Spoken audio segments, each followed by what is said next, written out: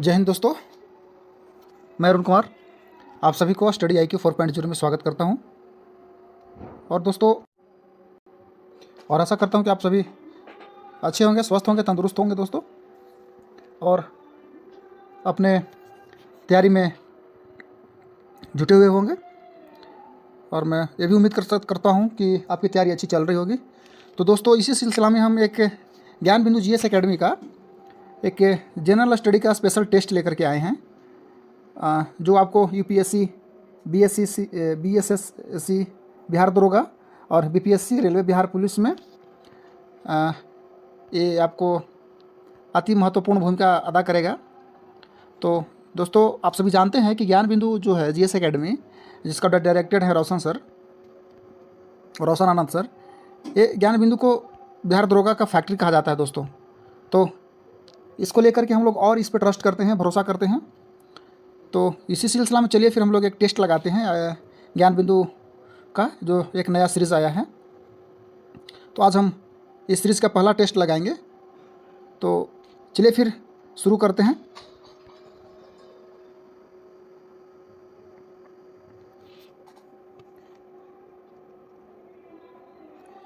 Question number first है कि bio सारथी पहल भारत में किस मंत्रालय द्वारा लॉन्च किया गया है। तो बायो सारथी पहल भारत में किस मंत्रालय के द्वारा लॉन्च किया गया है दोस्तों? तो ये लॉन्च किया गया है आपको विज्ञान एवं प्रौद्योगिकी मंत्रालय, विज्ञान और प्रौद्योगिकी मंत्रालय के द्वारा बायो सारथी को लॉन्च किया गया है। आप लोग इसे याद कर रखेंगे। क्वेश्चन नंबर 2 है दोस्तों, एबल पुरस्कार 2025 में 25 से किसे सम्मानित किया गया है। तो एबल पुरस्कार 2025 से जिसे सम्मानित किया गया है वो है मसाकी काशीवरा। कौन है? Option A मसाकी काशीवरा। ऑप्शन ए इसका राइट आंसर हो जाएगा, आप लोग याद रखिएगा। क्वेश्चन नंबर 3 है, भारत और किर्गिस्तान के बीच हाल ही में संयुक्त सैन्य अभ्यास खंजर जो है 12 का आयोजन कहाँ किया गया? ठीक है दोस्तों, तो एक कहाँ किया गया? तो एक किया गया आपको टोकमक किर्गिस्तान में। कहाँ? Option A is the right answer, Tokmok Kyrgyzstan में। आप लोग इसको याद रखिएगा।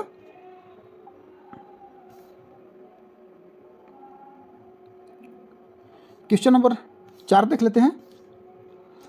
भारत और नेपाल साहित्य महोत्सव का आयोजन कहाँ किया गया है? भारत और नेपाल साहित्य महोत्सव का जो आयोजन है दोस्तों, यह कहाँ किया गया है? तो यह किया गया है ऑप्शन ए मथुरा में। याद रखिएगा, मथुरा में। नेक्स्ट क्वेश्चन देखते हैं। हाल ही में किस मंत्रालय ने बालपन की कविता पहल शुरुआत की है? तो हाल ही में किस मंत्रालय ने बालपन की कविता पहल जो शुरुआत की है दोस्तों, ये किया है शिक्षा मंत्रालय ने। ऑप्शन बी इसका राइट आंसर हो जाएगा, शिक्षा मंत्रालय ने। नेक्स्ट क्वेश्चन है, भारत में वरिष्ठ नागरिक आयोग स्थापित करने वाला पहला राज्य कौन बना है? तो भारत में वरिष्ठ नागरिक आयोग स्थापित करने वाला जो पहला राज्य बना है दोस्तों, वो बना है आपका Kerala. Option B is the right answer, Kerala. कौन बना है? केरल। नेक्स्ट क्वेश्चन है, स्वतंत्रता सेनानी P श्री रामुलु की 58 फीट ऊंची प्रतिमा कहाँ स्थापित की जाएगी? तो यह स्थापित की जाएगी कहाँ? अमरावती में। कहाँ? महाराष्ट्र के अमरावती में। आप लोग याद रखिएगा। नेक्स्ट क्वेश्चन देखते हैं। नेतुम्बो नदीत्वाह किस देश की पहली महिला राष्ट्रपति बनी है? तो नेतुम्बो नदी जो है नदीत्वाह किस देश की पहली महिला राष्ट्रपति बनी है दोस्तों? ये है नामीबिया की। किसकी है? Namibia. Option D is the right answer, Namibia. Question number 9 देखते हैं। हाल ही में किस मंत्रालय ने राष्ट्रीय कर्मयोगी जन सेवा कार्यक्रम लॉन्च किया है? तो हाल ही में किस मंत्रालय ने राष्ट्रीय कर्मयोगी जन सेवा जो कार्यक्रम लॉन्च किया है दोस्तों, ये लॉन्च किया है गृह मंत्रालय ने। कौन किया है? गृह मंत्रालय। Option C is the right answer. Next question देखते हैं। हाल ही में किस राज्य का 113वां स्थापना दिवस मनाया गया है? तो हाल ही में किस राज्य का 113वां स्थापना दिवस मनाया गया है दोस्तों? तो ये मनाया गया है बिहार का। कौन सा? बिहार का। आप लोग याद रखिएगा, बिहार का। नेक्स्ट क्वेश्चन देखते हैं। यमुना नदी पर पर्यावरण अनुकूलन क्रूज पर्यटन को बढ़ावा देने के लिए किस संगठन ने दिल्ली सरकार के साथ समझौता ज्ञापन पर हस्ताक्षर किए हैं? तो 11 का जो राइट आंसर है दोस्तों, वो हो जाएगा आपका ऑप्शन बी, भारतीय अंतर्देशीय जलमार्ग प्राधिकरण। समझ गए? IWAI। नेक्स्ट क्वेश्चन देख लेते हैं। हाल ही में आर्थिक मामलों की कैबिनेट समिति CCEA ने भारतीय के लिए पटना आरा सासाराम कॉरिडोर कोसी मेची लिंक परियोजना को मंजूरी दी है। पटना आरा सासाराम कॉरिडोर को किस मोड के तहत विकसित किया जाएगा? तो ये जो विकसित किया जाएगा दोस्तों, एक किया जाएगा आपको hybrid annuity mode, hybrid annuity mode, HAM। Option C is the right answer. Next question देखते हैं 13 नंबर। अंतर्राष्ट्रीय खान जागरूकता दिवस प्रतिवर्ष किस तिथि को मनाया जाता है? तो अंतर्राष्ट्रीय खान जागरूकता दिवस प्रतिवर्ष किस तिथि को मनाया जाता है दोस्तों? तो ये मनाया जाता है 4 अप्रैल को। Option B is the right answer, 4 April. Next question देखते हैं। कौन सा देश फीफा विश्व कप 2026 के लिए क्वालिफाई करने वाली पहली गैर मेज़बान टीम बनी है? तो 14 का जो राइट आंसर है दोस्तों वो है जापान। कौन बनी है? जापान जो है वो फीफा विश्व कप 2026 के लिए क्वालिफाई करने वाली पहली गैर मेज़बान टीम बनी है। नेक्स्ट क्वेश्चन है, किस देश ने मोजी नाम की दुनिया का पहला क्वांटम कम्युनिकेशन सैटेलाइट लॉन्च किया है? क्वेश्चन फिर से देखते हैं। किस देश ने मोजी नाम की दुनिया का पहला क्वांटम कम्युनिकेशन सैटेलाइट लॉन्च किया है दोस्तों? तो ये लॉन्च किया है आपका चीन। Option B is the right answer, चीन ने किया है। नेक्स्ट क्वेश्चन है, घरेलू हिंसा से महिलाओं का संरक्षण अधिनियम कब लागू हुआ था? तो घरेलू हिंसा से महिलाओं का संरक्षण अधिनियम जो है दोस्तों कब लागू हुआ था? तो ये लागू हुआ था 2006 में। कब हुआ था दोस्तों? 2006 में लागू हुआ था। यानी option A the right answer, 2006। Next question देखते हैं। निम्नलिखित कथनों में से असत्य कथन का चयन कीजिए। असत्य कथन इसमें से कौन सा है? तो पहला कथन है 1980 के दशक में जनहित याचिका भारत में विकसित हुई। दूसरा है पर्यावरण से संबंधित समस्या के लिए भी जनहित याचिका दायर की जाएगी। और तीसरा है सी है भारत में जनहित याचिका लाने वाले PN भागवती थे। और डी है यह याचिका केवल सर्वोच्च न्यायालय में ही दायर की जाएगी। तो 17 का जो राइट आंसर है दोस्तों ये हो जाएगा आपका ऑप्शन डी जो है ये गलत है। ये गलत है, इसलिए इसको बोल रहा है कि कौन सा कथन असत्य है। तो असत्य यही है कि वह याचिका केवल सर्वोच्च न्यायालय में ही दायर की जा सकती है। नेक्स्ट क्वेश्चन देख लेते हैं 18 नंबर। प्रमुख स्वतंत्रता संग्राम सेनानी अबुल कलाम आज़ाद की विशेषता के संदर्भ में क्या सत्य है दोस्तों?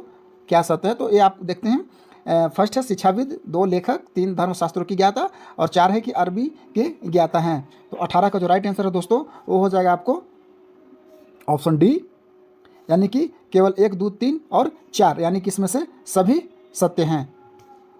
1, 2, 4 और ये सारे सही हैं, इनमें से सभी।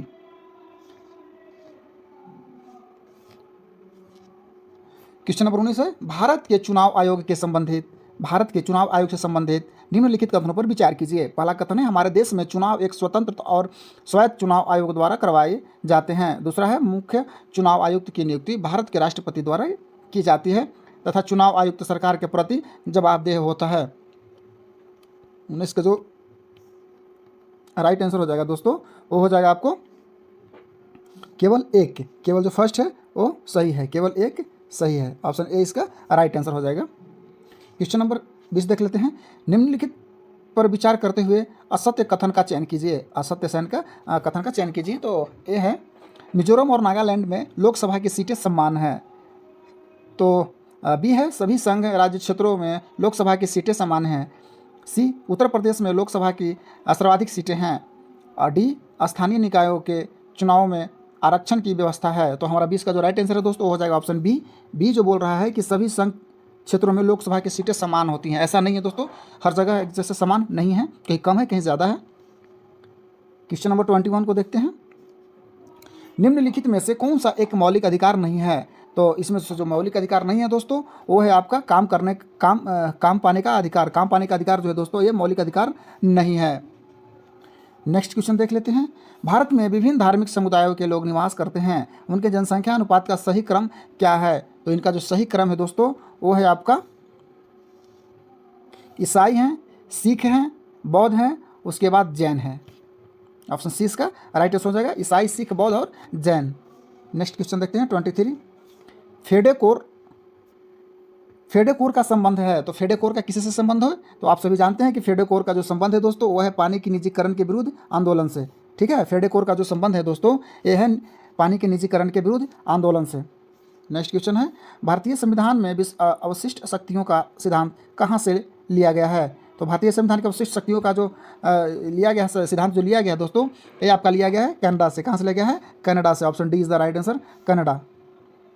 नेक्स्ट क्वेश्चन देखते हैं 25 है, भारत में राष्ट्रपति के संदर्भ में निम्नलिखित कथनों पर विचार कीजिए। पहला कथन है, भारत के संविधान के अनुसार औपचारिक रूप से संघ की कार्यपालिका शक्तियां राष्ट्रपति में निहित होती है। दूसरा है, राष्ट्रपति का निर्वाचन समानुपातिक प्रतिनिधित्व प्रणाली और एकल संक्रमणीय मत के सिद्धांत के अनुसार होता है।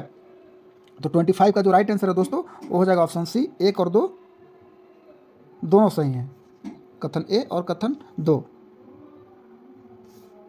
क्वेश्चन 26, भारतीय संविधान को औपचारिक रूप से कब लागू किया गया है? तो भारतीय संविधान को औपचारिक रूप से लागू किया गया है दोस्तों, ये लागू किया गया है आपको 26 जनवरी 1950 को। कब लागू किया है? 26 जनवरी 1950 को। क्वेश्चन नंबर 27 को देखते हैं, आर्थिक क्रियाकलाप के अंतर्गत तृतीयक क्षेत्रक में सम्मानित है। तो आर्थिक क्रियाकलाप के अंतर्गत तृतीयक क्षेत्रक में सम्मिलित है दोस्तों। तो ये जो सम्मिलित है ये है आपका, पहला है बैंकिंग, दूसरा शिक्षा, तीसरा है स्वास्थ्य और चौथा है संचार। तो ये हमारा क्रियाकलाप में तृतीयक क्षेत्र में सम्मिलित है दोस्तों, ये सभी हैं। ऑप्शन डी इसका राइट आंसर हो जाएगा, 1, 2, 3 और 4। क्वेश्चन नंबर 28 देखते हैं, निम्नलिखित कथनों पर विचार कीजिए। तो निम्नलिखित कथनों पर विचार कीजिए। पहला है संशोधित सार्वजनिक वितरण प्रणाली के में पिछड़े ब्लॉक को लक्षित किया जाता है। दूसरा है, लक्षित सार्वजनिक वितरण प्रणाली में लक्षित समूह सार्वजनीन था। तो 28 का जो राइट आंसर है दोस्तों वो हो जाएगा हमारा केवल एक जो है वो हमारा राइट आंसर है दोस्तों, केवल एक जो है वो सही है, केवल एक कथन सही है। नेक्स्ट क्वेश्चन देखते हैं 29, निम्नलिखित में से भारत के किस राज्य में शिशु मृत्यु दर सबसे कम है? तो कृपया ध्यान से इसको देखिए दोस्तों, बहुत कारगर साबित होगा ये आपको, बहुत ज़्यादा। समझ गए? ऐसे ऐसे क्वेश्चन ही डाले जाते हैं इसमें। निम्नलिखित में से भारत के किस राज्य में शिशु मृत्यु दर सबसे कम होता है? तो शिशु मृत्यु दर जो सबसे कम होता है दोस्तों वो होता है आपको केरल में। किस में होता है? केरल में। Option B is the right answer, Kerala. Question number 30 देख लेते हैं। 30 है, निम्नलिखित कथनों पर विचार करें। विभिन्न देशों के बीच परस्पर संबंध और तीव्र एकीकरण वैश्वीकरण कहलाता है।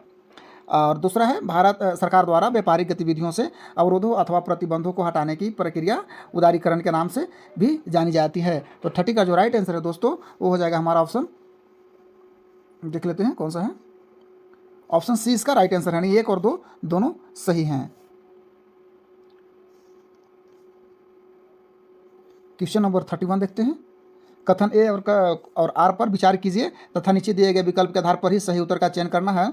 कथन ए है, वित्तीय संकट के समय विश्व बैंक और IMF द्वारा वित्तीय सहायता उदारीकरण और निजीकरण की शर्तों पर दी गई थी। आर है, वित्तीय संकट के समय विश्व बैंक और IMF द्वारा वित्तीय सहायता उदारीकरण और निजीकरण की शर्तों पर दी गई थी। तो 31 का जो राइट आंसर है दोस्तों वो है आपका ऑप्शन डी।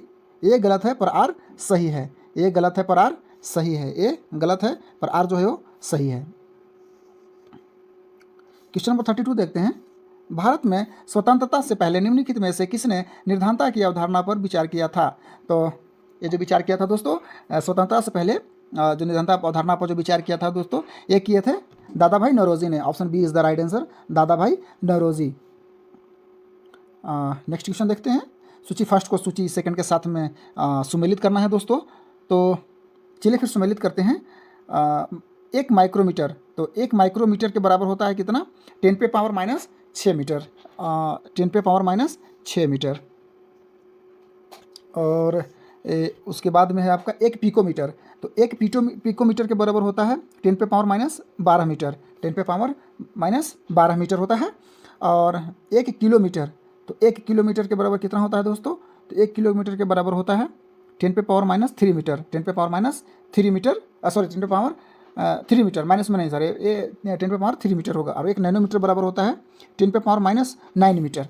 यानी देख लेते हैं, एक का हो गया आपका 2 और बी का हो गया 4, सी का हो गया 3 और डी का हो गया 1, यानी option D is the right answer. इसको आप देख लीजिएगा। क्वेश्चन नंबर 34 है, यदि स्रोत का तापमान बढ़ जाता है तो कार्नेट इंजन की दक्षता क्या होगी? तो कार्नोट जो इंजन है, कार्नोट इंजन की दक्षता क्या हो जाएगी ताप बढ़ने पर, तो ताप बढ़ने पर कार्नोट इंजन की जो दक्षता है दोस्तों ये हो जाएगी आपकी, क्या हो जाएगी, बढ़ जाएगी। क्या हो जाएगी, बढ़ जाएगी। ऑप्शन बी इसका राइट आंसर है। क्वेश्चन नंबर 35, लोलक की कालावधि का आवर्तकाल क्या है? तो लोलक की कालावधि का जो आवर्तकाल है दोस्तों वो है लंबाई पर निर्भर करता है। लोलक की जो है क्या पे निर्भर करता है, तो ये लंबाई पे आवर्तकाल का इसका निर्भर करता है। क्वेश्चन नंबर 36 देख लेते हैं। क्वेश्चन नंबर 36 है कि निम्नलिखित में से कौन से बल पृथ्वी के चारों ओर वायुमंडल को बांधता है? तो निम्नलिखित में से कौन सा बल जो है पृथ्वी के चारों ओर वायुमंडल को बांधता है दोस्तों?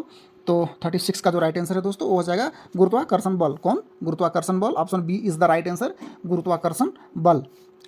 क्वेश्चन नंबर 37 है, एक हॉर्स पावर में कितने वाट होते हैं? तो एक हॉर्स पावर में आप सभी जानते हैं कि 746 यानी 746 वाट होते हैं। Option C is the right answer.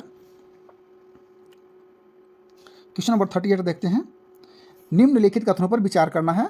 पहला कथन है वेग एक अदिश राशि है। दूसरा कथन है यदि विस्थापन शून्य होगा तो औसत वेग का मान भी शून्य होगा। तो उपरोक्त में से कौन से कथन सही हैं?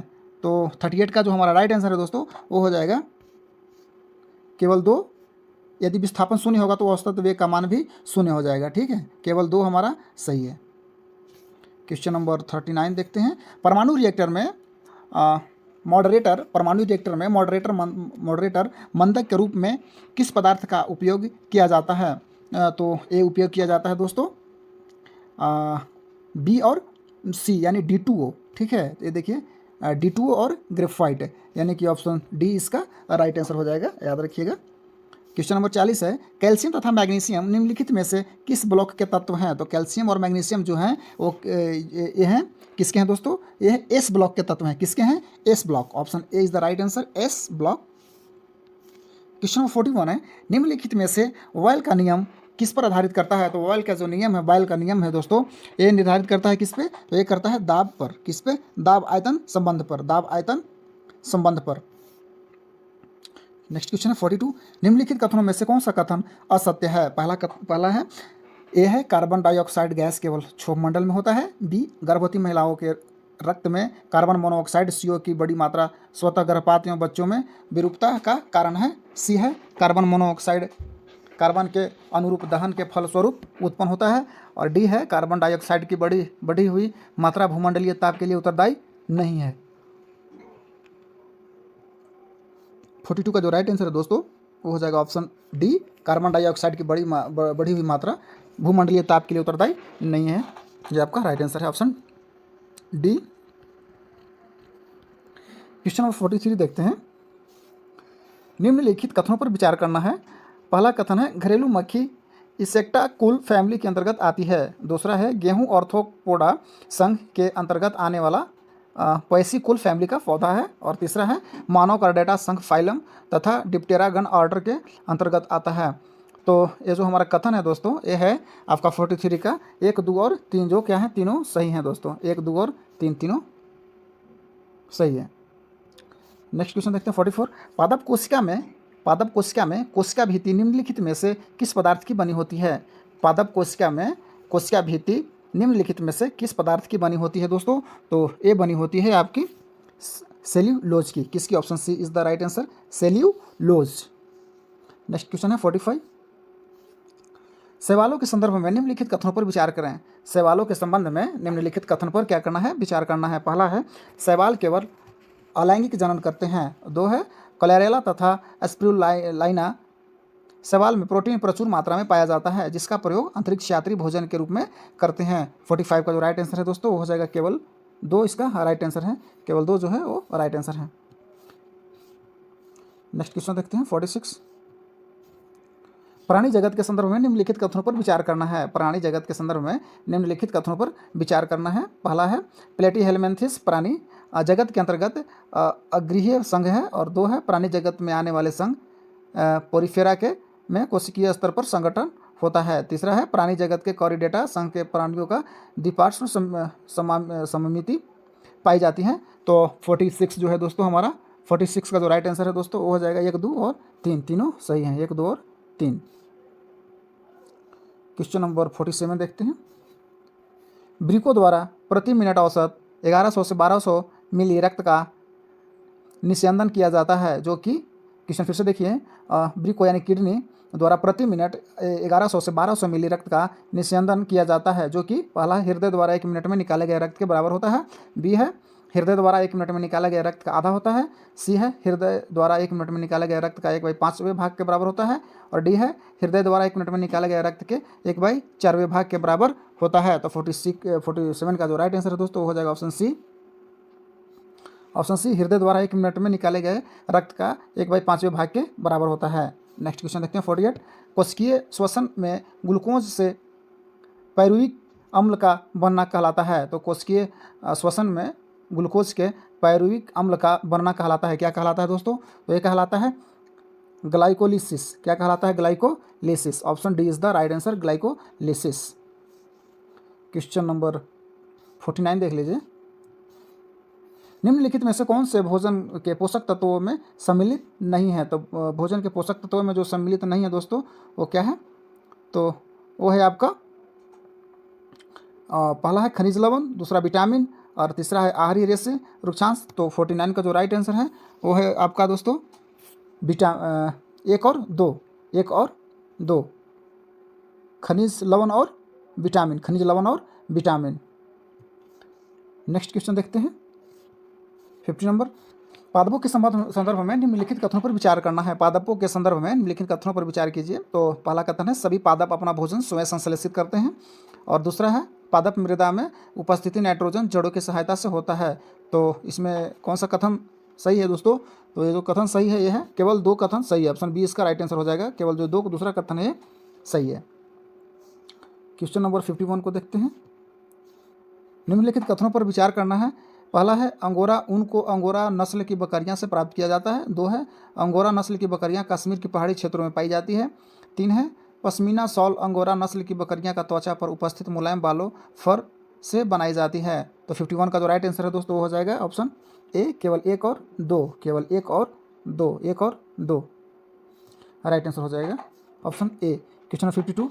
निम्नलिखित में से कौन सी एक अति सक्रिय अधातु है? निम्नलिखित में से कौन सी एक अति सक्रिय अधातु है जो वायु में छोड़ देने पर आग पकड़ लेती है? तो वायु में छोड़ देने पर आग पकड़ लेगी दोस्तों वो है फास्फोरस। क्या है दोस्तों? Phosphorus. Option A is the right answer, phosphorus. Question number 53 देखते हैं। निम्नलिखित में किस स्थान से एक उन्नत जल प्रबंधन व्यवस्था का साक्ष्य प्राप्त हुआ है? तो निम्नलिखित में से किस स्थान में एक उन्नत जल प्रबंधन व्यवस्था का साक्ष्य प्राप्त हुआ है दोस्तों?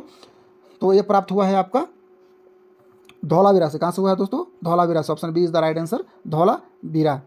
नेक्स्ट क्वेश्चन है ऋग वैदिक काल के कुद प्रमुख अधिकारियों के संदर्भ में देखना है। सूची फर्स्ट को सूची सेकंड के साथ में सम्मिलित करना है। पहला है सूची जो अधिकारी है और दूसरा सूची है जो कार्य है। कौन सा? तो इसको आप देख लेते हैं दोस्तों। ये है संगृहीता। जो संगृहीता है दोस्तों, तो संगृहीता का हो जाएगा आपका क्या हो जाएगा? कोषाध्यक्ष। संगृहीता जो होता है वो कोषाध्यक्ष होता है दोस्तों। क्या होता है? संगृहीता कोषाध्यक्ष होता है। और भागदूत है दोस्तों वो होता है आपका कर एकत्र करने वाला अधिकारी। क्या होता है? कर एकत्र करने वाला अधिकारी। और पुरोहित जो होता है वो राजा का प्रमुख परामर्शदर्शा होता है। जो पुरोहित होता है वो राजा का प्रमुख परामर्शदर्शता होता है। और अच्छावाप जो है दोस्तों वो है लेखा अधिकारी। तो option C is the right answer, sorry B इसका राइट आंसर हो जाएगा। क्वेश्चन नंबर 55 को देख लेते हैं।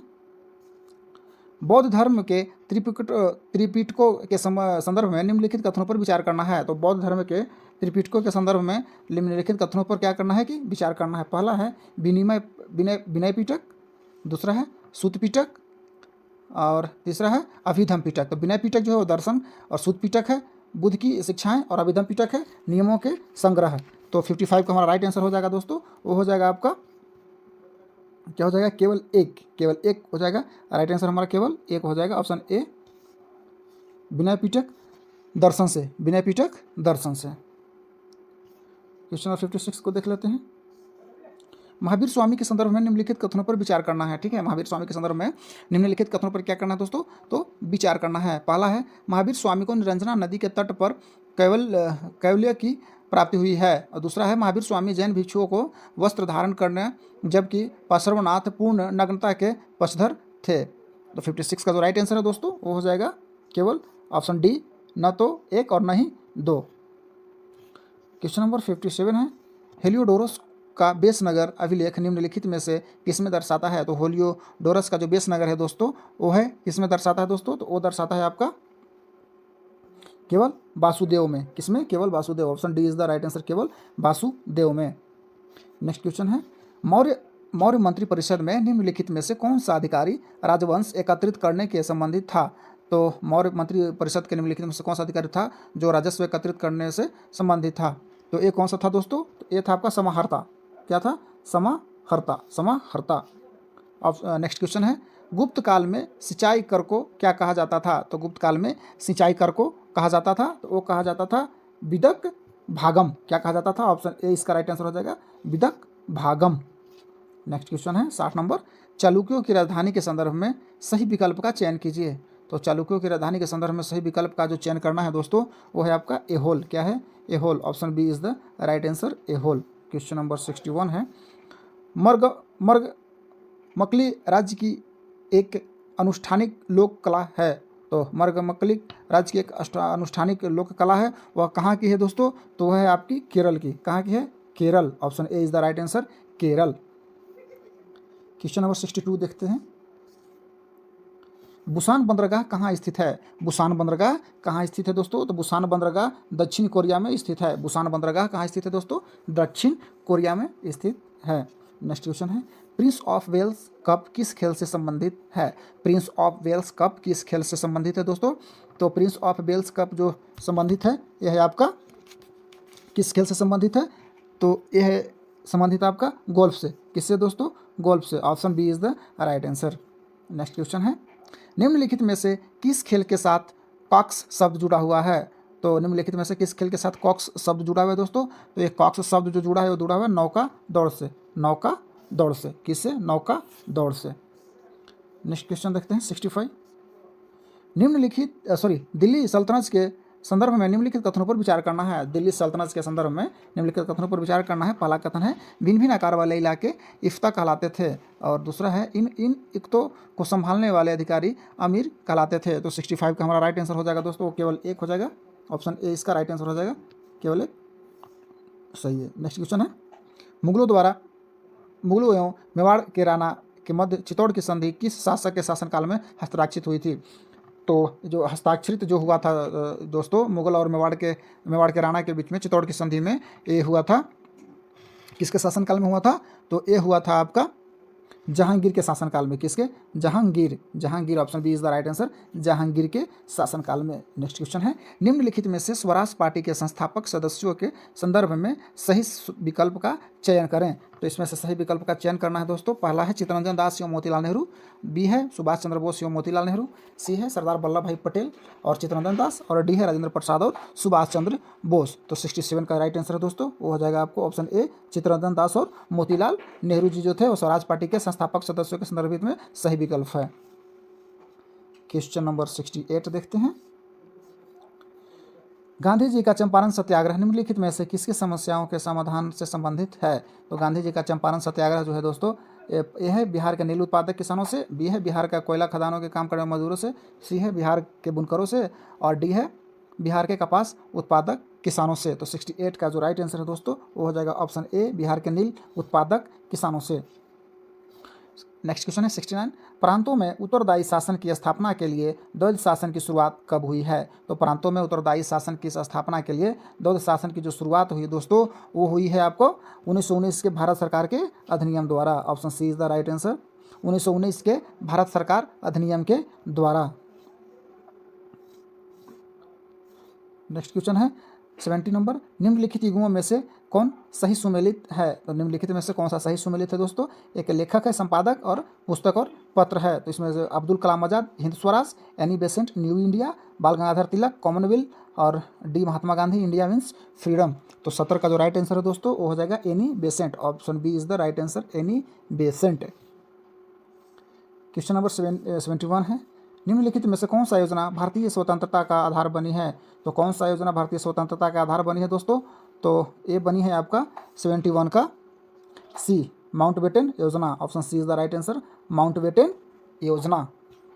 नेक्स्ट क्वेश्चन है, निम्नलिखित जनजातियाँ विद्रोह का सही क्रमानुसार व्यवस्थित कीजिए। तो निम्नलिखित जनजातियाँ विद्रोह का सही क्रमानुसार व्यवस्थित करना है। तो 72 का जो राइट आंसर है दोस्तों, देख लीजिए, चुआर विद्रोह पहला, दूसरा कोल विद्रोह, तीसरा है अहोम विद्रोह और चौथा है आपका खोंड विद्रोह। तो 72 का राइट आंसर हो जाएगा, वो हो जाएगा, देख लीजिए, पहले हुआ था, क्या हुआ था दोस्तों, तो पहले हुआ था आपका चुआर विद्रोह, फिर हुआ था आपको अहोम विद्रोह, और उसके बाद हुआ था दोस्तों कोल विद्रोह, और उसके बाद हुआ था खोंड विद्रोह। यानी कि हो जाएगा हमारा सही हो जाएगा 1 3 2 4, यानी option A is the right answer. 1 3 2 4। Question number 73 को देख लेते हैं। निम्नलिखित में से कौन से आयोग शिक्षा से संबंधित विषयों का अध्ययन करने के लिए गठित किए गए थे? तो गठित किए गए थे दोस्तों, तो 73 का जो राइट आंसर है दोस्तों, वो हो जाएगा, पहला देख लीजिए, सैंडलर आयोग है, और दूसरा रेले आयोग, और तीसरा है मैकडॉनल्ड आयोग, और चौथा है कैंपबेल आयोग। तो 73 का जो राइट आंसर है दोस्तों, वो हो जाएगा ऑप्शन सी, 1 और 2, एक और सैंडलर आयोग और रेले आयोग। नेक्स्ट क्वेश्चन 74, भारत में जिस समय रॉलेट एक्ट लागू किया गया, भारत में जिस समय रॉलेट एक्ट को लागू किया गया, उस समय यहाँ का वायसराय कौन था? तो भारत का वायसराय कौन था जिस टाइम रॉलेट एक्ट को लागू किया गया था? तो उस टाइम था Lord Chelmsford. Option B is the right answer, Lord Chelmsford. Question number 75 को देख लेते हैं। निम्नलिखित कथनों और कारण के संदर्भ में विचार करना है। कथन ए है, 1857 प्रथम स्वतंत्रता संग्राम ब्रिटिश सरकार से स्वतंत्रता प्राप्त करने में असफल रहा। और कारण आर है, बहादुर शाह जफर के नेतृत्व को जन सहयोग नहीं मिला था और अधिकांश महत्वपूर्ण रियासतों के शासक उनका साथ देने में कतरा गए। तो 75 का जो राइट आंसर हो जाएगा दोस्तों, ए हो जाएगा, ऑप्शन ए। ऑप्शन ए इसका राइट आंसर हो जाएगा। ए और आर दोनों कथन सत्य है, पर आर ए का सही स्पष्टीकरण करता है। क्वेश्चन नंबर 76 देख लेते हैं। मरुस्थलीय क्षेत्रों में जल ह्रास को रोकने के लिए निम्नलिखित में से कौन से पर्ण रूपांतरण होता है? तो ये रूपांतरण होता है, पहला है कठोर एवं मोती पर्ण, दूसरा है लघु पर्ण अथवा पर्णहीनता, तीसरा है पर्ण की जगह कांटे। तो 76 का जो राइट आंसर है दोस्तों, वो हो जाएगा ऑप्शन डी, 1 2 और 3 तीनों सही है। क्वेश्चन नंबर 77 देख लेते हैं। सूची फर्स्ट और सूची सेकंड के साथ में क्या करना है, सुमेलित करना है। मिसिसिपी नदी जो है काला सागर में गिरती है, बोल्गा नदी कैस्पियन सागर में गिरती है, नील नदी मॉक्सिको की खाड़ी में गिरती है, और डेन्यूबी नदी भूमध्य सागर में गिरती है। तो ये देख लीजिए, आपका मिसिसिपी नदी जो है दोस्तों, ये मिसिसिपी नदी, तो मिसिसिपी नदी है दोस्तों, तो ये हमारा 3 का 1 हो जाएगा, मिसिसिपी नदी, तो 3 का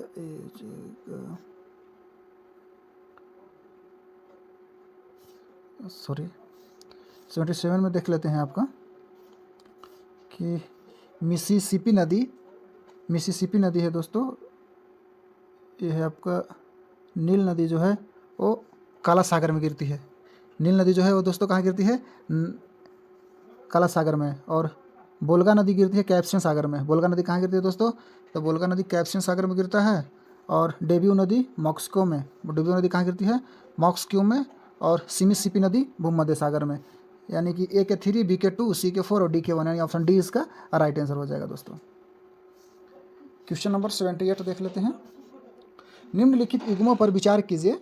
कृषि और क्षेत्र है, पहला है रेशम वस्त्र उद्योग राइन घाटी, दूसरा है सूती वस्त्र उद्योग वासजेस, तीसरा है गेहूं उत्पादन पेरिस बेसिन के उत्तरी मैदान, और चौथा है अंगूर की खेती दक्षिणी फ्रांस। तो 78 का जो राइट आंसर है दोस्तों, वो हो जाएगा आपको ऑप्शन डी, 1 2 3 4, ये सभी सही हैं। क्वेश्चन नंबर 79 है। निम्नलिखित में से किसके लिए ऑस्ट्रेलिया का विपद क्षेत्र प्रसिद्ध है? तो ऑस्ट्रेलिया का जो विपद क्षेत्र प्रसिद्ध है दोस्तों, वह किसके लिए है? तो वह है विपद क्षेत्र, वह है आपको बॉक्साइट भंडार के लिए। किसके लिए है दोस्तों? बॉक्साइट भंडार के लिए है। Option D is the right answer, bauxite भंडार के लिए है। क्वेश्चन नंबर 80 है। सूची फर्स्ट को सूची सेकंड के साथ में सुमेलित करना है। इसमें राज्य दिया गया, उसमें खनिज है, कौन सा खनिज किस राज्य में है उसको मिलान करना है। उत्तराखंड उत्तराखंड कहाँ पे है दोस्तों? तो उसमें क्या है, कौन से खनिज उत्तराखंड में है? तो उत्तराखंड में आप देख लीजिए, उत्तराखंड में है उड़ीसा में मैग्नीज। उड़ीसा में क्या है? मैग्नीज। उड़ीसा में क्या है आपका? मैग्नीज है। उड़ीसा में क्या है? मैग्नीज। और राजस्थान में है जिप्सम। राजस्थान में क्या है? जिप्सम है। और कर्नाटक में है चूना पत्थर। और उत्तराखंड में है मैग्नेसाइट। यानी option B is the right answer हो जाएगा। ए के 4, बी के 3, सी के 2 और डी के 1। क्वेश्चन नंबर 81 देखते हैं।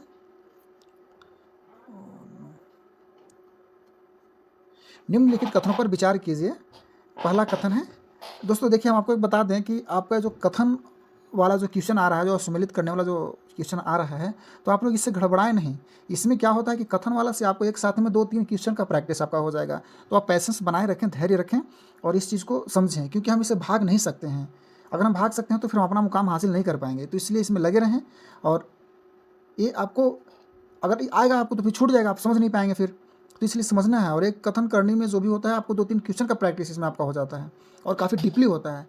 तो चलिए स्टार्ट करते हैं। निम्नलिखित कथनों पर विचार कीजिए। कथन ए है कि चीनी उद्योग दक्षिण भारत में अधिक विकसित है। कथन आर है गन्ने की प्रति हेक्टेयर पैदावार तथा गन्ने के रस की मात्रा दक्षिण अमेरिका में अधिक होती है। 81 का जो राइट आंसर है दोस्तों वो हो जाएगा हमारा ऑप्शन ए तथा आर दोनों सही है, और ए का सही स्पष्टीकरण क्या है? आर है। नेक्स्ट क्वेश्चन है 82। निम्न सूची फर्स्ट को सूची सेकंड के साथ में क्या करना है? सुमेलित करना है। ये देखते हैं सिंचाई शक्ति परियोजना और इधर नदी है, तो ये हम देख लेते हैं। आपको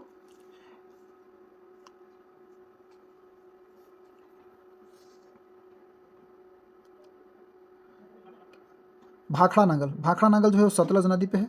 आप सभी जानते हैं कि भाखड़ा नांगल बांध जो है वो सतलज नदी पे है, ठीक है। और दुल्हसंती जो है, दुल्हसंती किस पे है? चिनाब पे है। दुल्हसंती किस पे है? चिनाब पे है। हीराकुंड महानदी पे है, आप जानते हैं। और टिहरी भागीरथी पे है, ठीक है। तो ऑप्शन बी इसका राइट आंसर हो जाएगा। आप लोग याद रखिएगा। ए के 4, बी के 3, सी के 2, डी के 1। नेक्स्ट क्वेश्चन देखते हैं 83। प्रायद्वीपीय पठार की सीमा निर्धारण के से संबंधित नीचे दिए गए कथनों में से कौन सा कथन सुमेलित नहीं है? ए है उत्तर पश्चिम दिल्ली कंटक, और बी है पूर्व राजमहल पहाड़ियाँ, और सी है पश्चिम महादेव श्रेणी, और डी दक्षिण कार्डमम। तो 83 का हमारा राइट आंसर हो जाएगा दोस्तों, वो हो जाएगा ऑप्शन सी पश्चिम महादेव श्रेणी। पश्चिम महादेव श्रेणी, पश्चिम महादेव श्रेणी सही सुमेलित नहीं है। क्वेश्चन नंबर 84 को देखते हैं। विश्व प्रसिद्ध कांगड़ा एवं कुल्लू घाटी स्थित है। तो विश्व प्रसिद्ध कांगड़ा एवं कुल्लू घाटी है दोस्तों, वो कहाँ प्रसिद्ध है दोस्तों? तो वो प्रसिद्ध है आपको मध्य हिमालय या लघु हिमालय में। मध्य हिमालय या लघु हिमालय में। Option D is the right answer. Question number 85 है। निम्नलिखित में से कौन सा एक भारत में भूवैज्ञानिक समूहों के बनने का उनकी आयु के आधार पर प्राचीनतम से प्रारंभ तक सही अनुक्रम है? ए है धारवाड़, अरावली, विंध्य और कुडपप्पा। बी है अरावली, धारवाड़, कुडपप्पा, विंध्य। सी है विंध्य, धारवाड़, अरावली, कुडप्पा। डी है कुडप्पा, विंध्य, धारवाड़ और अरावली। 85 का जो राइट आंसर है दोस्तों वो है हमारा अरावली, धारवाड़, कुडप्पा और Vindhya. Option B is the right answer. Question number 86 है। अरब सागर का कौन सा द्वीप लघु प्रवाल द्वीप वलयों और प्रवाल भित्तियों से बना है? अरब सागर का कौन सा द्वीप लघु प्रवाल द्वीप वलयों और प्रवाल भित्तियों से बना है दोस्तों? 86 का जो राइट आंसर है दोस्तों हो जाएगा option D Lakshadweep. Lakshadweep is the right answer. Question number 87 देख लेते हैं। सिक्किम राज्य निम्नलिखित में से किससे सीमा साझा करता है? तो सिक्किम राज्य जो है निम्नलिखित में से किससे साझा करता है दोस्तों? तो सिक्किम साझा करता है चीन, नेपाल, भूटान और पश्चिम बंगाल से, ठीक है। सिक्किम राज्य सीमा को जो साझा करता है दोस्तों, यह करता है चीन, नेपाल, भूटान और पश्चिम बंगाल से। क्वेश्चन नंबर 88 है। निम्नलिखित में से कौन सा जीवाश्म ईंधन में एकमात्र ऊर्जा का चरम स्रोत है? तो 88 का जो राइट आंसर है दोस्तों, 88 का राइट आंसर हो जाएगा आपको सूर्य। क्या हो जाएगा? Option B is the right answer, सूर्य। क्वेश्चन नंबर 89 देखते हैं। निम्नलिखित में से कौन से पर्यावरण प्रदूषकों के कारण अम्ल वर्षा होती है? तो अम्ल वर्षा होती है वो किस प्रदूषकों के कारण होता है? पर्यावरण प्रदूषकों के कारण होता है दोस्तों। तो ये होता है आपका नाइट्रस ऑक्साइड और सल्फर ऑक्साइड से। नाइट्रस ऑक्साइड और sulphur oxide, option D is the right answer. Question number 90, जलवायु परिवर्तन प्रदर्शन सूचकांक निम्नलिखित में से किसके द्वारा जारी किया जाता है? जलवायु परिवर्तन प्रदर्शन सूचकांक निम्नलिखित में से किसके द्वारा जारी किया जाता है दोस्तों? तो ये जारी किया जाता है आपको इनमें से पहला है संयुक्त राष्ट्र पर्यावरण कार्यक्रम, बी प्राकृतिक के संरक्षण हेतु विश्वव्यापी कोष, सी है ऊर्जा और संसाधन संस्थान, और डी है इनमें से कोई नहीं। तो हमारा जो राइट आंसर हो जाएगा दोस्तों, हो जाएगा option D is the right answer, इनमें से कोई नहीं। क्वेश्चन नंबर 91 देखते हैं, निम्नलिखित में से किससे संदूषण के कारण ब्लू बेबी सिंड्रोम होता है? निम्नलिखित में से किसके प्रदूषण के कारण, सॉरी ये संदूषण यहाँ लिखा हुआ है तो इसको आप लोग देख लीजिएगा, ये क्या है? प्रदूषण है। प्रदूषण के कारण ब्लू बेबी सिंड्रोम होता है। तो 91 का राइट आंसर है दोस्तों, वो है NO3 नाइट्रेट। नाइट्रेट के कारण ब्लू बेबी होता है, option C is the right answer. Next question है, निम्नलिखित राज्यों में से किस एक में पाखुई वन्य जीव अभयारण्य अवस्थित है? निम्नलिखित राज्यों में से किस एक में पाखुई वन्य जीव अभयारण्य अवस्थित है? तो 92 का राइट आंसर हो जाएगा दोस्तों, वो हो जाएगा अरुणाचल प्रदेश। क्या हो जाएगा? अरुणाचल प्रदेश। नेक्स्ट क्वेश्चन है दोस्तों, निम्नलिखित में से कौन से इन सिटू संरक्षण तंत्रों में शामिल नहीं है? पहला है राष्ट्रीय उद्यान, दूसरा है बीज बैंक, तीसरा है वनस्पतिक उद्यान और चौथा है गिद्ध रेस्टोरेंट। तो 93 का राइट आंसर है दोस्तों, वो हो जाएगा आपका 1 और 4, यानी option B is the right answer. Option B is the right answer, 1 और 4 हो जाएगा दोस्तों, 1 और राष्ट्रीय उद्यान और गिद्ध रेस्टोरेंट। क्वेश्चन नंबर 94 देख लेते हैं, निम्नलिखित में से कौन सा एक भारत में भूमि सुधार कार्यक्रम का भाग नहीं रहा है? तो निम्नलिखित में से कौन सा एक भारत में भूमि सुधार कार्यक्रम का भाग नहीं रहा है दोस्तों? तो ये है आपका कृषि जोत कर, option B is the right answer, कृषि जोत कर। नेक्स्ट क्वेश्चन है 95, माही सुगंधा किस फसल की प्रजाति है? तो माही सुगंधा किस फसल की प्रजाति है दोस्तों? तो माही सुगंधा जो है ये है आपका धान की प्रजाति। किसकी प्रजाति है? ऑप्शन ए धान की। माही सुगंधा जो है वो धान की प्रजाति है। नेक्स्ट क्वेश्चन देख लेते हैं, बिहार में प्राप्त पुरातात्विक साक्ष्य के स्थानों का सही मिलान करना है। तो सही मिलान करना इसमें सही मिलान नहीं है। बिहार से प्राप्त पुरातात्विक साक्ष्य के स्थानों का सही मिलान नहीं है। तो ये देख लीजिए, मनेर पटना, चिरांद वैशाली, सिनुवार रोहतास और ताराडी गया।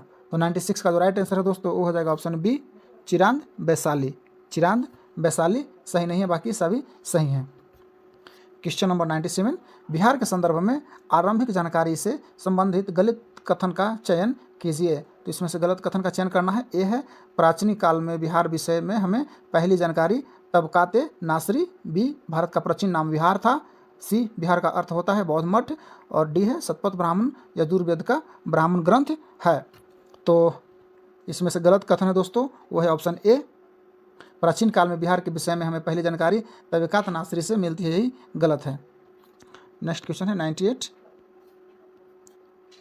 मुंगेर बिहार को अपनी राजधानी बनाने वाला पाल शासक कौन था? तो मुंगेर को अपनी राजधानी बनाने वाला जो पाल शासक था दोस्तों, वो था कौन? Devpal. Option B is the right answer, Devpal जो था वो मुंगेर को अपनी राजधानी बनाया था।